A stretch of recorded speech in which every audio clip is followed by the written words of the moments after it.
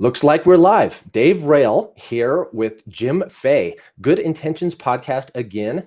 Jim, it's a pleasure to have you here. I am thrilled to get the chance to talk to you. And Love and Logic, right? That's your baby. That's your thing. You are. That's it. Indeed. I think let's start here. I think the approach I'd like to take with this is we can get into just basically you starting with introducing yourself and Love and Logic and what that is. And then we can go into kind of some philosophical discussion about parenting in general, right? So this podcast is generally about, it's not necessarily a parenting podcast per se, but I think parenting is pretty much relevant to everything we do in life. And really my intent here with this podcast is that I want to live in a more harmonious world. And I think having children raised in harmonious ways is paramount to that. And so when I was thinking about a parenting expert that I'd like to talk to, well, you were the first name that came to mind. So I think let's go with kind of introduction and then some philosophy around what makes for good parenting and harmonious kinds of existence, and then maybe some of the practical things about Love and Logic and how you can approach that. Does that sound good to you?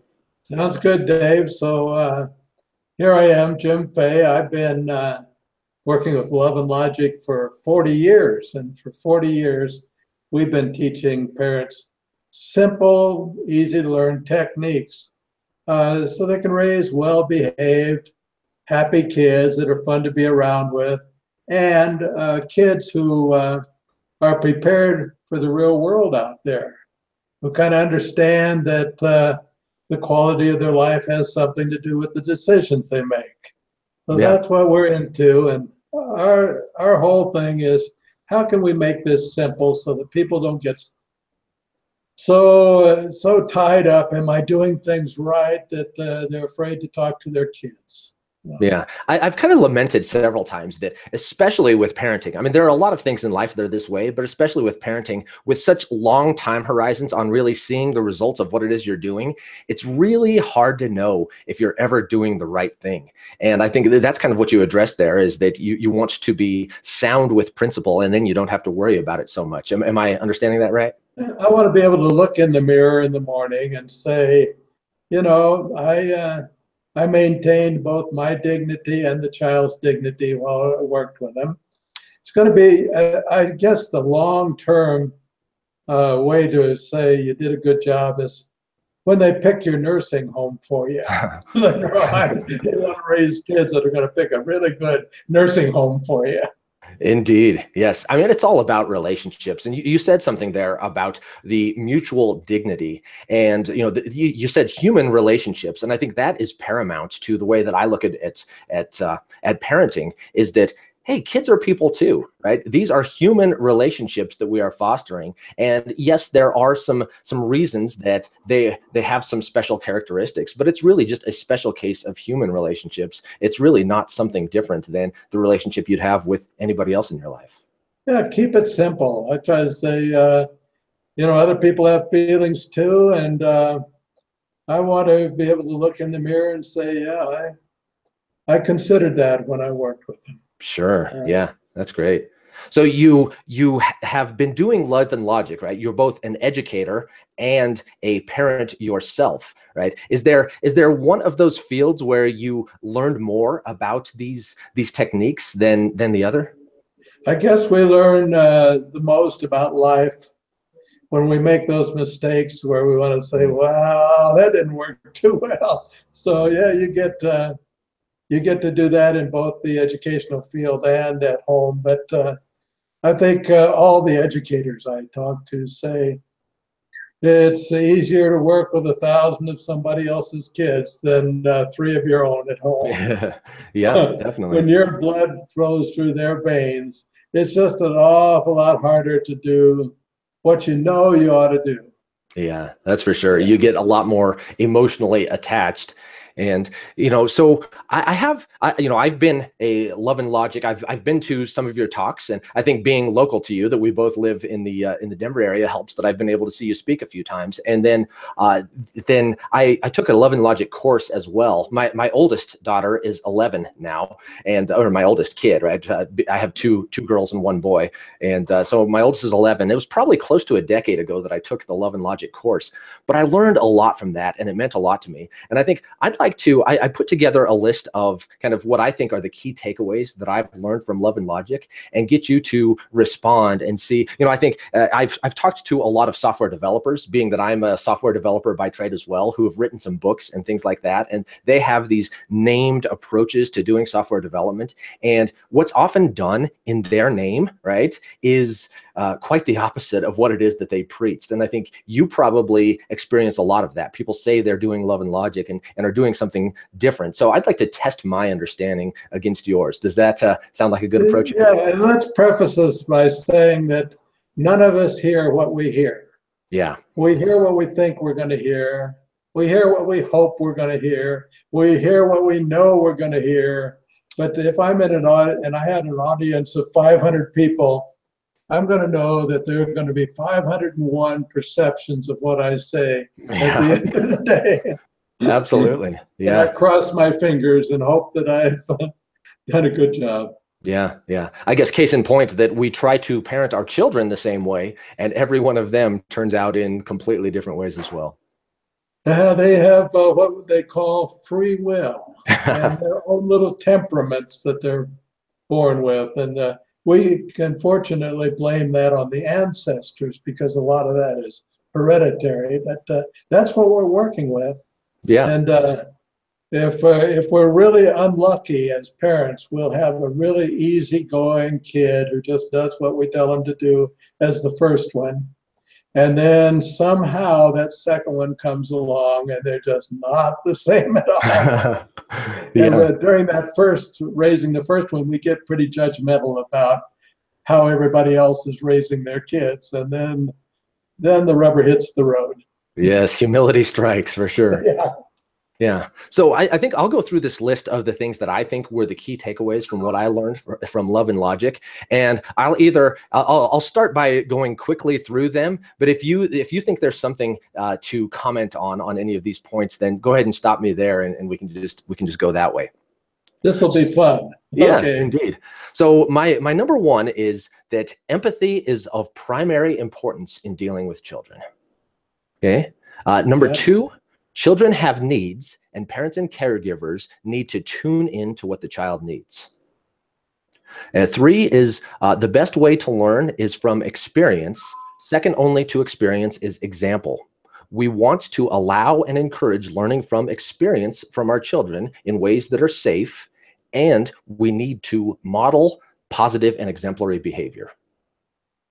My number four takeaway was that there are natural consequences to our behavior. We want to let the children experience those consequences rather than trying to impose our own, and rather than trying to shield them away from those natural consequences. And number five, I want to balance a couple of things here. One is putting children in control of their experience, but they also need and want boundaries, and safety dictates that there need to be boundaries. And so we want to balance that they have control with having some boundaries within they can work to exercise that control. And I think you've already emphasized that, right? That control of your own experience is of paramount importance. Number six I have is that we want to prepare our children for the world that they're going to live in, so that the experience that they have of growing up in the household with their parents is not different or remarkably different, right? I think you've said it the way that you paraphrase this, or not paraphrase, the way that you articulate it is that you want kids to go out into the world and say, oh yes, this is familiar. I have experienced this. 7, punishment is counterproductive. 8, we express the way we feel in a situation rather than preaching about what kids should feel. And my 9 is mistakes are an opportunity. Wow. Now, I am impressed. I'm impressed either with me for being one heck of a teacher, or you for being an exceptional student, but you nailed it right there. You Beautiful. nailed down Love and Logic. All right, great. Well, I like that. So the preparation for the world, right? I think that's something that is clearly something we want, and I think we're seeing a deficiency of that in a lot of ways in kind of um, the tendency that I am either observing or I think I'm observing that there's this conflict in the world of we can't get along if we disagree on things. Am I equating something or maybe even imagining something that doesn't exist? I've got a lot of years behind me, and I've seen us gradually move from it's okay to disagree, and we're still okay, to the point where now we have to hate somebody because they disagree with us. So that's a pretty discouraging phenomena. Yeah, yeah. Yeah, I guess we agree on that. Probably not much more to say there. So, Yeah. as far as empathy, right? I think that means a lot of things to a lot of people. Can you tell me about what that means to bring empathy to your parenting experience? Well, empathy is the mechanism that bonds us together. But at the same time, when our kids or our friends make mistakes and we're able to connect with their brain in an empathetic way, it causes them to really focus on what they've done to themselves and what's happened to themselves, along with now I have a friend or somebody who understands.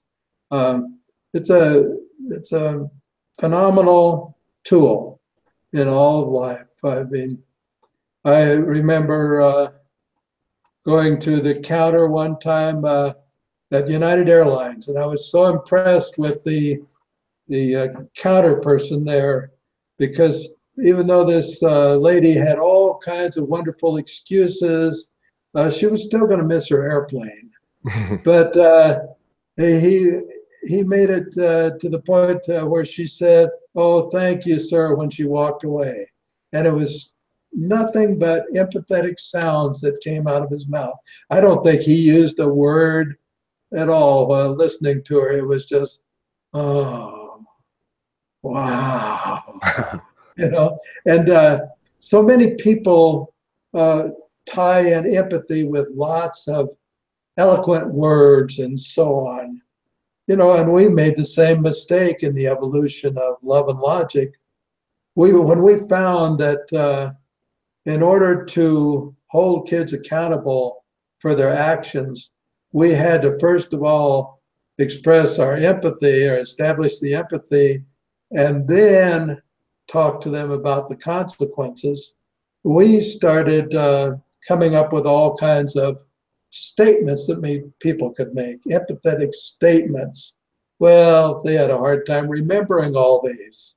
And along the way, it finally dawned on us, no, the true empathy just comes from sounds and facial expressions and so on.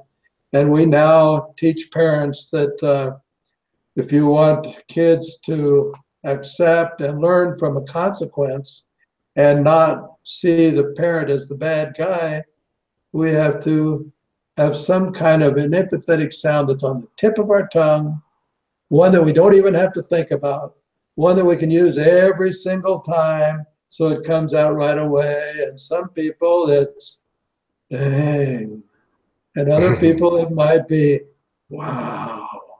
And you know, if you were in Southern California, it would probably sound like dude, you know. But that's all it takes. And those parents who learn how to do that find something happening. Not only does that change the brain chemistry of the child, that changes the brain chemistry of the person who's doing it. So now you have a mutual empathetic bonding there. Neat. Yeah. Yeah. So, I mean, instead of trying to articulate what you are thinking right away, it just gives you a chance to express, I'm connecting with what you are, what you are experiencing. I think is why that's effective. Am I making sense there? And it gives us a chance to be human. Yeah. Yeah, You know, indeed. I've watched as we've complicated our lives tremendously over the years, and people have gotten into a lot of discussions about such things as microaggression and Mhm. different kinds of things like that.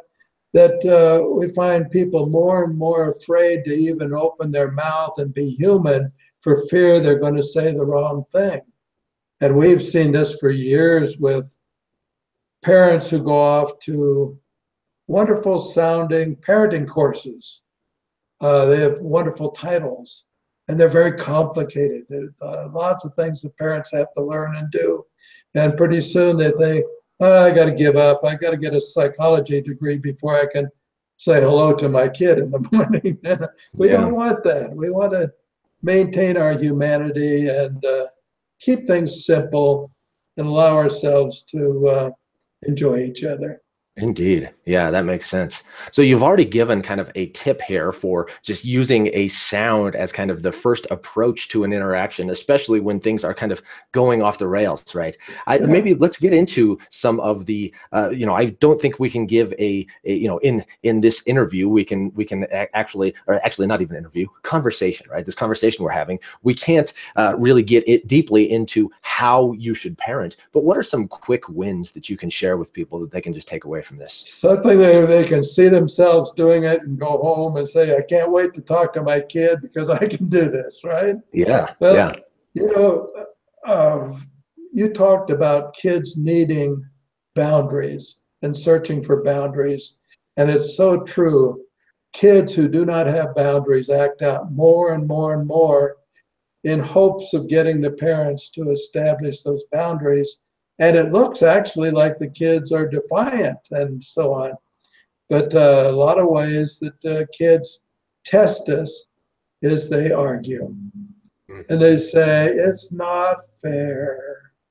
My friends don't have to do that. I'm the only kid in the whole school. Well, dad lets us, and they have all those kind of things. So, and our tendency is to think, oh, they're going to think that way their whole life. And I've got to get them straightened out. So we have a little mini therapy session and we start arguing back. And what happens? We say, well, life isn't fair. Yeah, but you never. And then they take us off on a little bird walk arguing about Uh, that and say, yeah, but when you, and then they take off on another bird walk. And then you hear the typical thing. How many times have you heard it in the grocery store? Oh, okay, but just this once. oh yeah, yeah. Yeah, and the kid is so disappointed, but he looks gleeful. He's won right now, but he's lost the war, hasn't he? So to speak. So a simple technique is to just when the kids start to argue, they say, oh, it's not fair, for instance. And we can say, oh, I know. Now, what can a kid do with those two words? Not very much, right? Well, he can get mad and say, well, this is stupid. I know. So we're going to keep it simple. And how long could you do that? Forever, actually. But the kids will try all kinds of things. You don't love me. Well, I know is not a very nice thing to say there, but we found out that the most powerful and very simple technique for dealing with all this and setting boundaries at the same time is a simple statement. And what did I say? And what did I say? But I've got a little kid. Well, I learned so much from watching kids. He was having a lot of trouble with kids bullying him and teasing him and that kind of thing. And we tried to teach him some words to use. And he had a hard time with that. And then suddenly his mom said the problem kind of went away. I never heard from him anymore on this. And she said, well, are the kids still teasing you? Nah, he said, I got that handled. He said, what do you do? He said, well, I just use one word. When they say, well, you're stupid or whatever, he said, I just say, and That's it. That's simple. And we can do the same thing when the kids argue. It's not fair. And, well, this is really stupid. And, pretty soon they'll find out, well, this might work on some people, but it's not going to work on my dad or my mom. So, but Yeah. amazing thing when we find families out of control, we say to them, if you don't do anything else for the next 6 months, master the art of neutralizing that child's arguing and manipulation. And miraculous things happen. Neat. Yeah. Keep it simple. Don't try to change everything in the world, but there's one technique you can use right now. And I think it's a rare kid who isn't going to argue tonight after somebody's heard this podcast. Yeah, I like that. It's simple and practical, and you use the word manipulation there, right? That you're kind of, instead of engaging in this combative, it's escalating the confrontation, right? You're turning and just diffusing things. I hear this term manipulation. In fact, when I go looking for criticisms of Love and Logic, because anytime I like something, I always want to find out, well, what are people saying negative about it, right? I hear people saying things like that, that this is manipulation, right? That you're using these psychology tricks to try to trick somebody into the behavior that you want. It's almost like a Jedi mind trick, I guess. How do you respond to a criticism like that?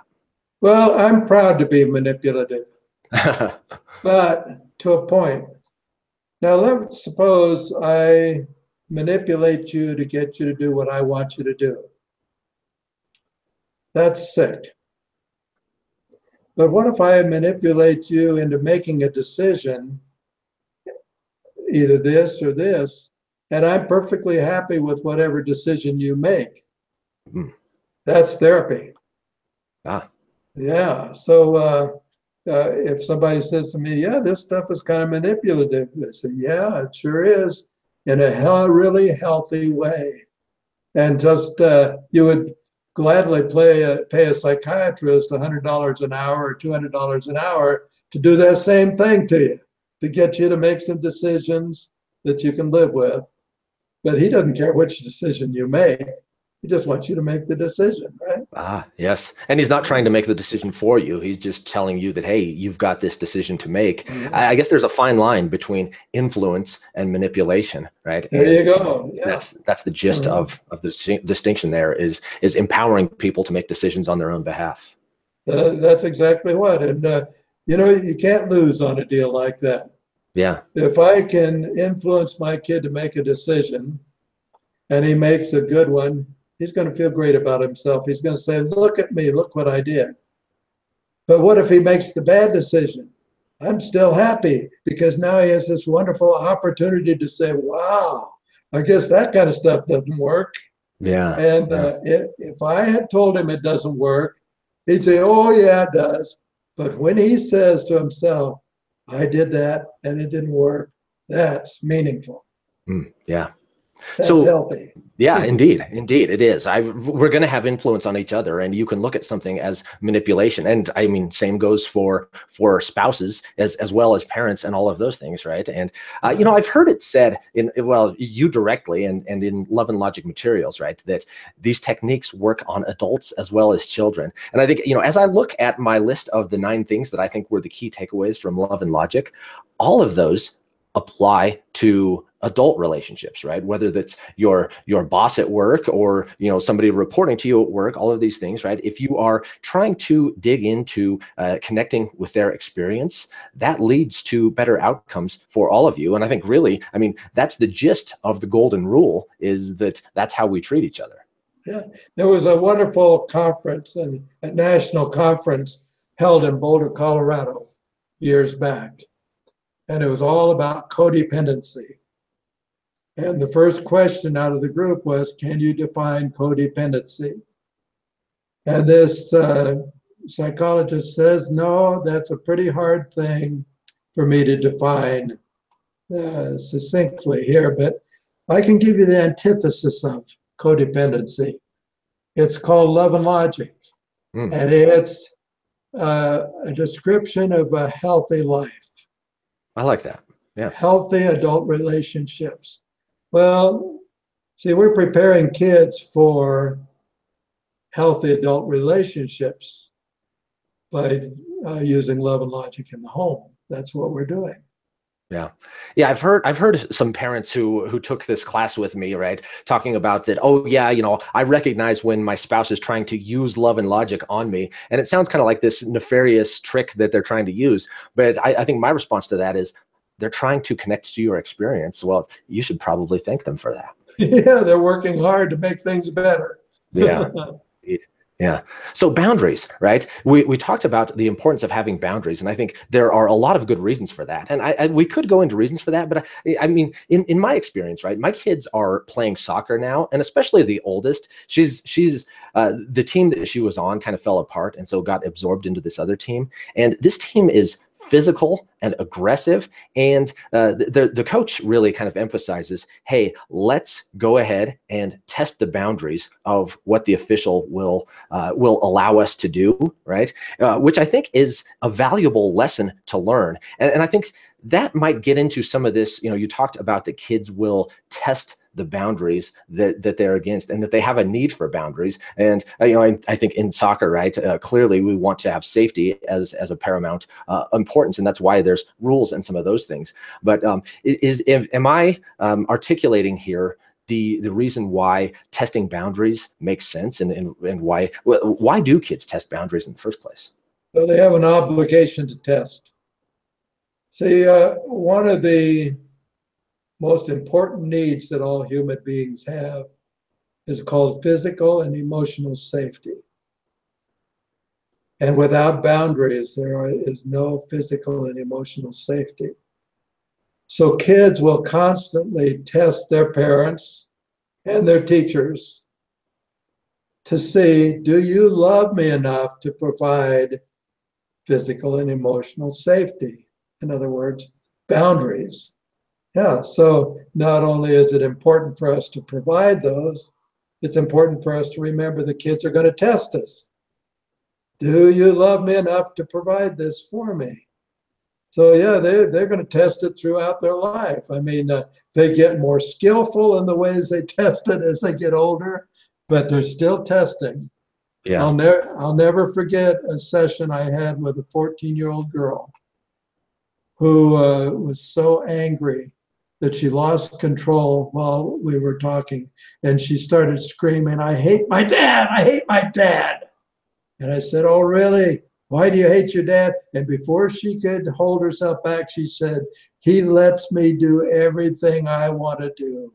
Oh, wow. And then she just sat there and didn't say another word for a while. That's a girl who is self-aware and knows what's going on. Yeah, but she didn't know it until she blurted it out. Isn't Yeah. that something? Wow. Yeah. Wow. Yeah. Yeah. If I go to the top of the Empire State Building and I were to see, hey, there's no railing, no barrier to me just jumping off of here, I would feel like somebody who's running this thing is not doing what I expect of them. Yeah, and you see little kids who are just totally out of control, and they get worse and worse and worse. And when you get into what's happening in the home, you find out no boundaries. Yeah. Oh. But unfortunately, too many people try to establish boundaries by telling other people what they're going to do. And you address that in your takeaways. Yeah. We establish boundaries by saying, here's what I will allow, here's what I'm going to do. In other words, without saying it in words, we say to our kids, here's how I'm going to run my life. You figure out how to fit into it. Yeah. And the goal behind that, the ultimate long-term goal, is that my child will grow up to take good care of herself or himself. But That's if also, they don't see it happening, they won't know what it looks like. Yeah. Yeah. That's also modeling behavior, right? If I'm living my life such that I am taking care of myself, and in my relationships, my expectations from you are that you're going to behave in a way that is mutually beneficial for the both of us. Well, that's exactly what I want my children to grow up to be. Well, I saw this change take place in America because I've lived long enough to be a child back in the days when the cultural norm was we have kids to help with the labor of the family, you know, and we have kids to make adults happy. The kid's job is to make adults happy. And it was not uncommon for dads to say, right now I'm not very happy, so I think it'd be good for you to take yourself somewhere else so I can be happy. You know, well, where? Anywhere that I'm not, right? And that was an okay thing.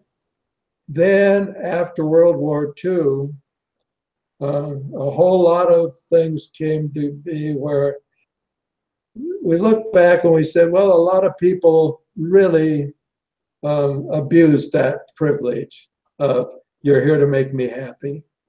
And they said, we need to treat kids a whole lot better. So they created what we call the child-centered environment. And in the child-centered environment, it was the parents' job to make sure that the kids always felt good about themselves and were always happy so they would have a good self-concept. And now we have a cultural norm where it's the parents' job to make kids happy. And we see how that's working out. The pendulum swings too far. It's swung way too far. Yeah. So in a Love and Logic home, still that the adult is the most important person in the home. Why? Because the adult is the one who sets the model for healthy adult behavior. I guess the words there to me, the adult is the most important person in the home. That rubs me a little bit the wrong way. But nonetheless, right? I mean, whether I like those words or not, the principle is the same. That you know, you are not here just to make me happy, and I'm not here just to make you happy. There is a give and take and a back and forth, and because of my experience, I'm the one who's setting the boundaries. Yeah, but without a view of that concept, we tend to fall into listening to the neighbors.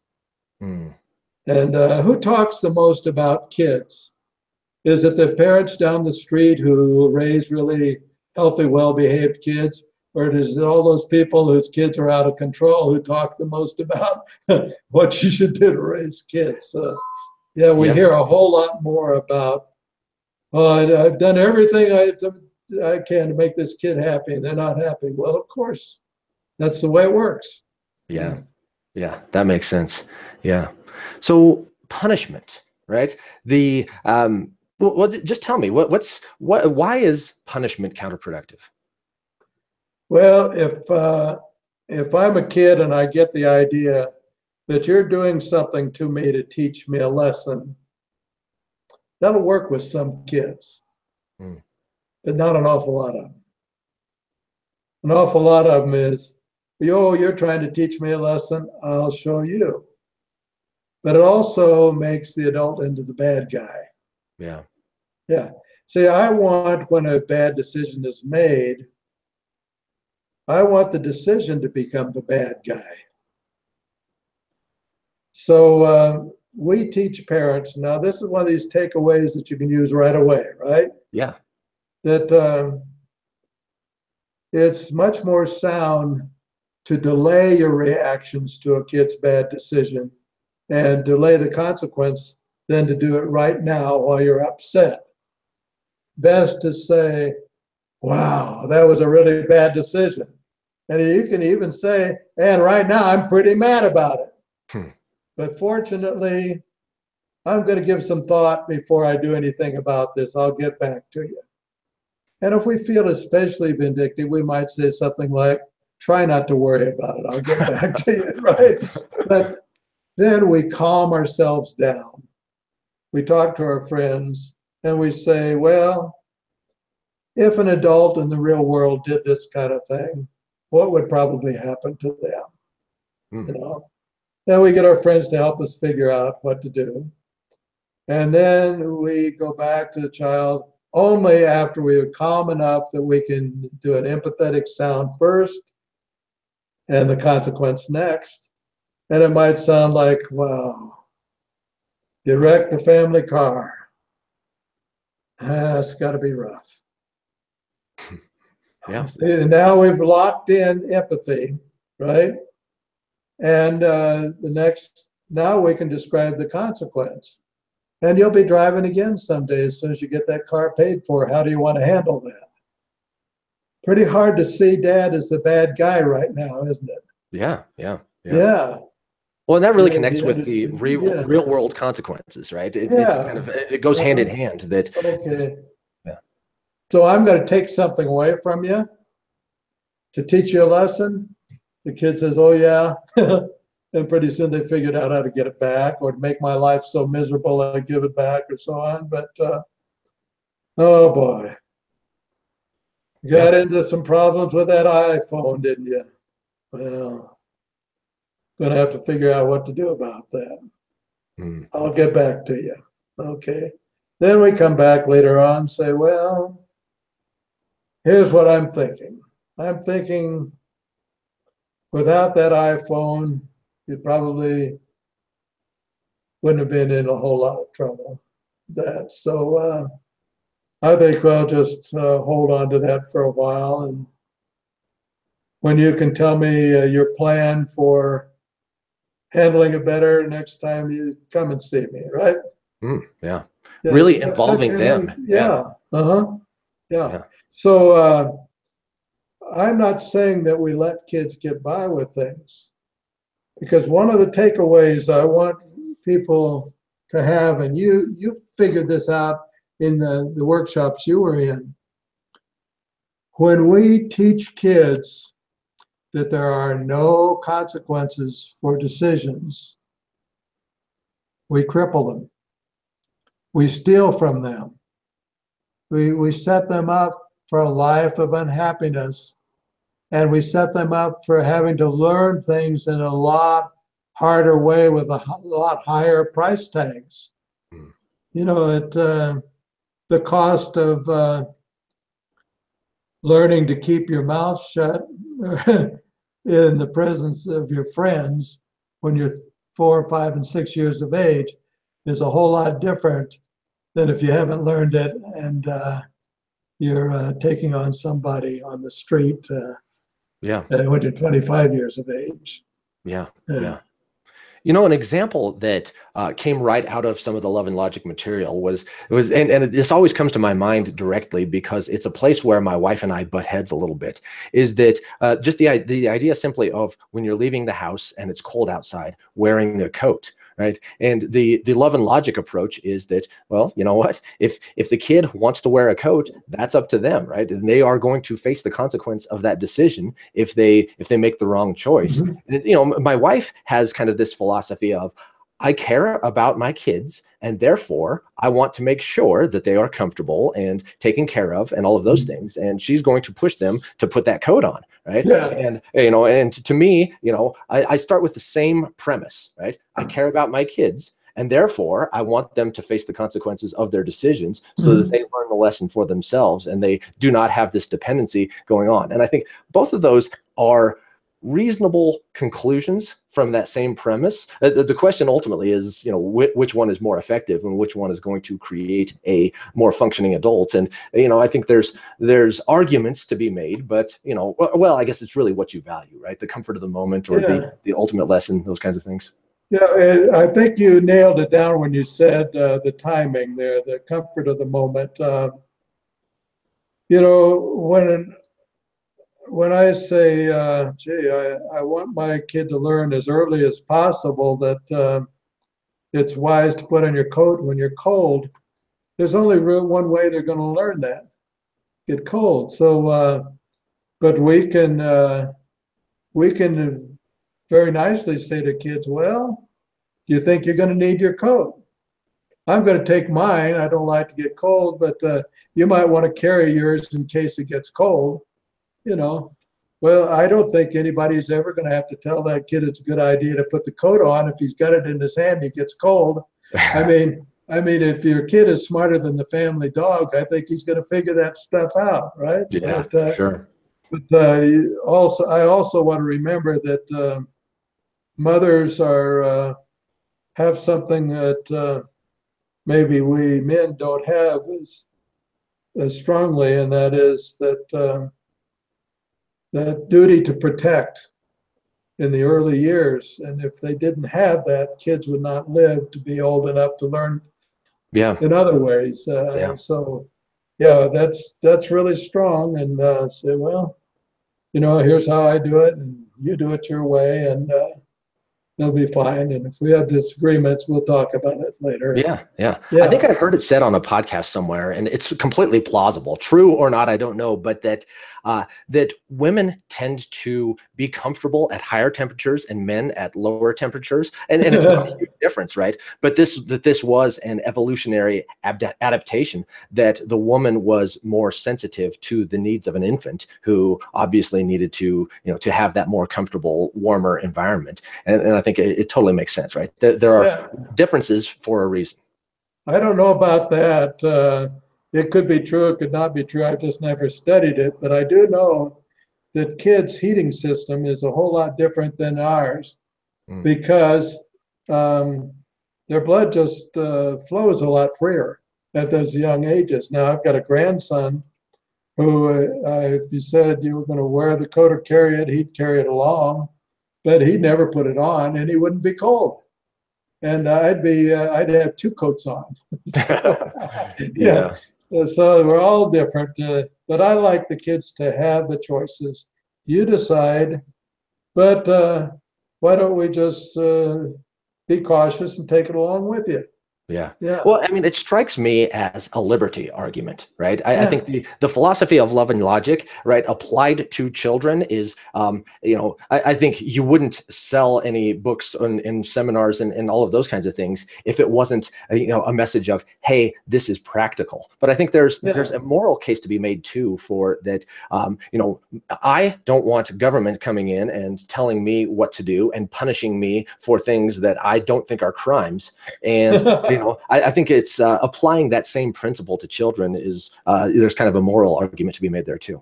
Yeah, it falls right into that thing called mutual dignity. Yes, indeed. Sure, absolutely. Yeah, I like that.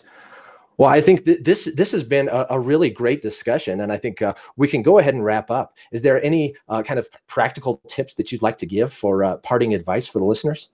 One parting advice I would give you would be, we provide a free email tip every week on Wednesday. It comes out free of charge, and it's called the Insiders Club articles. And it comes usually nice and short, where you can read it in a minute, or you have an option to listen to it.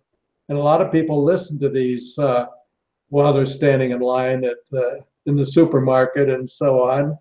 But getting a hold of our website, loveandlogic.com, sign up for that, get those free tips, and you'll have us in your ear every week with just a little practical suggestion, something that you can probably use right away that way. So wonderful. That's great. Well, I think, I think you just said what oh, I'm sorry. Go ahead. No, that's fine. Yeah. Okay. Well, I think you just said what the other thing I was going to ask you is how to connect and all of that. Is there anything you'd like to add to that? Oh, yeah. Get on that website, loveandlogic.com. You'll learn all kinds of things. Lots of free articles, lots of access to all of our seminars, our books, and so on. But that's all available. But some people like to talk to a real person. And when you call 800-338-4065, the real person answers the phone. You'll think at first it must be a recording, but it's a real person. And they'll talk to you about your kids. How about that? Beautiful. Great. Well, Jim, thank you very much. It's an honor and a privilege to be able to speak to you. And I really appreciate you sharing your experience with the audience out there. And I am impressed with your insight and what you've taken away from the Love and Logic classes. Wonderful. Thanks for the opportunity to be with you. I hope this is not the last time.